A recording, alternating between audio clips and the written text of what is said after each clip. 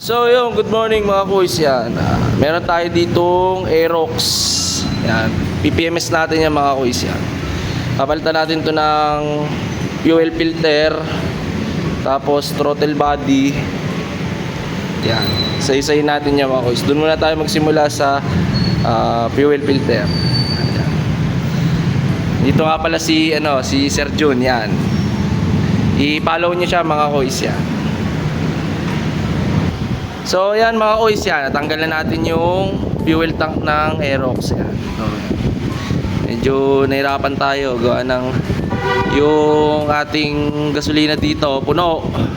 Yan, puno yan. Pero okay lang yan mga kuys, kaya naman natin diskarte yan. Natanggal naman natin yung tangke. Yan. Tapos sa ilalim nito mga kuys, nandiyan yung fuel pump niya, papalitan natin siya ng fuel filter. Yan. Tabay lang kayo mga kuys, wait lang ha. So ayan mga kuys, na-drain na natin yung ating gasolina. Ayan, tatanggalin naman natin tong fuel pump. Mapapansin nyo yan mga kuys, yan, meron 4 na tornilyo na alin. Ayan, tatanggalin nyo lang yan mga kuys. So yung mga kuys yan, natanggal na natin yung fuel pump. Ayan, natanggal na rin natin tong plate yan. Yung plate nyan, tuturo ko sa inyo mamaya yung posisyon niya. Meron yan dito yan. Yun yung posisyon niya. Kaya hindi rin kayo malilito pag pabalik mga kuys. May kuntil yan dito. Ang ginamit ko nga palang tools lang dito mga kuys. Ayan, number 4 na Allen key. Ayan. Pagtatanggal nung 4 na Allen bolt. Ayan. Ayan. Papalitan naman natin ito ngayon ng fuel filter mga kuys. Yan. Mamaya papakita ko sa inyo. Ayan. May binili na si Sir Jun na pyesa. Ayan. Binili na natin.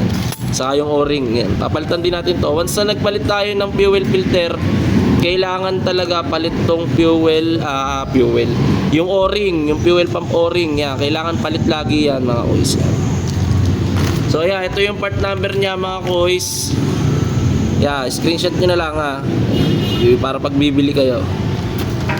Antabay tayo mga kuys. Papalitan ko muna to ha. Nahihirapan tayo sa ating pwesto eh. Mamaya papakita ko sa inyo.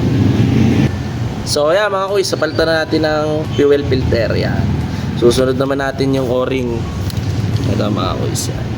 Susunod natin yung o-ring. Yan. Kasi ito yan, pag-ano yun eh, hindi na pwede ito mga kuys. Yan, hindi na pa pwede ito. Tapos lilinisin ko muna itong palibot nito mga kuys. Mamaya update ko kayo ulit sa pag naikabit na natin yung fuel pump. Madali na maikabit yan mga kuys. Hindi kayo mahirapan, hindi kagaya sa mga Honda Click. Yeah, medyo nakaganong kasi yung nakaparang letter L yung float valve niya eh. Yung pinaka-floater niya.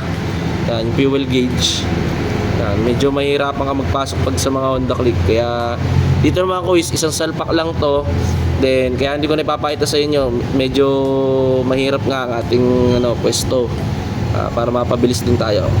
Diyan muna kayo mga kuys. Wait lang, antayin nyo ako balik.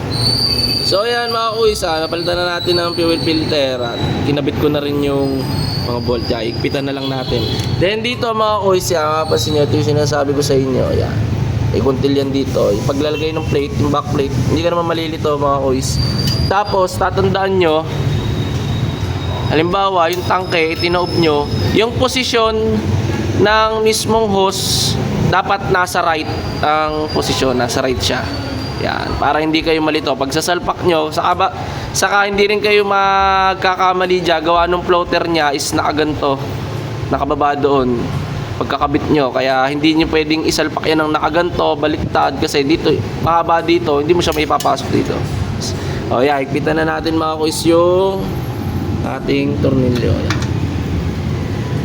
Higpitan na natin yan mga kuys.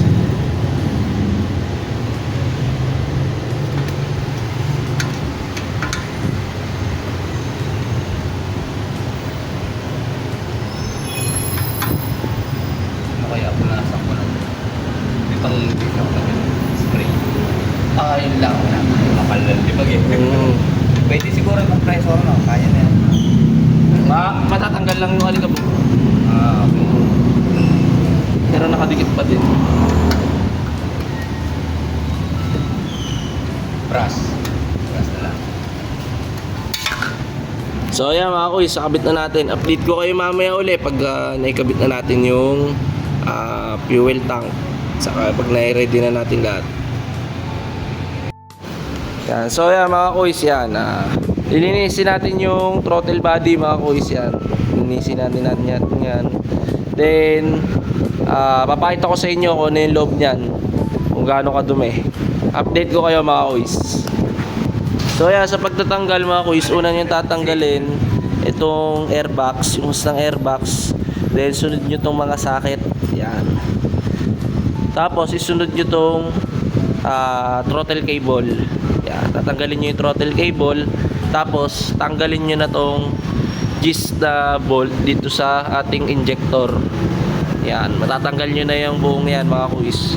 Tapos bago nyo pala siya tanggalin or hugutin yung isang assembly, luwagan nyo muna itong alin na to para pamaya pag tanggal nyo nung mismong throttle body, mabilis na siyang tanggalin. Isa dito, sa ilalim, meron dun sa isa sa ilalim yun. Yung alin din yun. So ayan, update ko kayo mga kuys. So ayan mga kuys, yan, tanggalan natin yung throttle body nung Aerox. Ayan. Papansin nyo, yan, kitang-kita na agad yung carbon, no? Dumi. Akalasin muna natin yan. Tatanggalin natin itong manifold yan. Makikita pa natin yung loob. Papakita ko sa inyo mga kuys yan. Ito yung sinasabi ko sa inyo, yung dalawang tornilyo mga kuys yan. Yung allen ito sa akin sa taas. Ayan, ginawa ko. Niluwagan ko muna siya para pag pihit ko ngayon, maluwag na. Hindi kayo mahirapan mga kuys yan. So update ko kaya mga kuys. Tatanggalin ko muna ito mga kuys. So ayan mga kuys yan. Nakita na natin yung loob. Ayan, madumi talaga. Ayan. Ayan, kapusin nyo. Ilinisin natin niya mga kuys. Ito yung gamit natin. Brake and parts cleaner. No? Mas recommended ko to kaysa dun sa throttle body cleaner kasi medyo matapang yun eh. Ito kasi mas maganda tong panlinis mga kuys. Yan. Tayo nyo lang mga kuys. Lilinisin ko muna ha. So yan mga kuys. Yan. Nalinis na natin ng throttle body. Yan. Ginawa ko dito. Tinanggal ko yung ISC. Yan. Tinanggal ko yung IC, nilinis ko din yung loob niyan.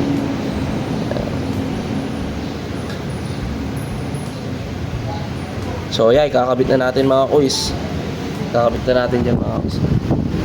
Yung tinuro ko sa inyo, same lang din yun. Kung ano yung huling tinanggal nyo, yun yung unang ikakabit nyo mga kuys.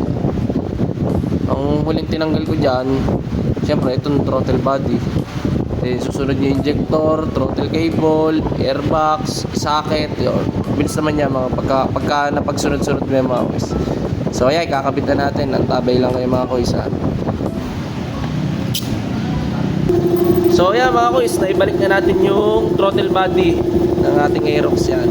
Ipapakita ko naman sa inyo mamaya yan. Bubuhin ko muna yung pairings. Babalik natin yung tangke, tapos saka natin ite-testing, papanda rin natin mga kuys. Tabay lang kayo mga kuys ha. So ayan mga kuys, natapos na natin yung ating pagto-throttle body cleaning sa change ng replace fuel filter. Yan. Tayo natin mga kuys.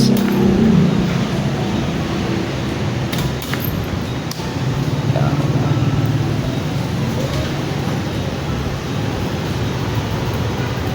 Yan.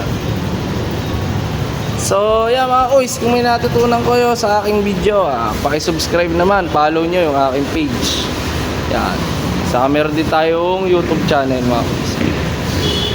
Salamat ng marami.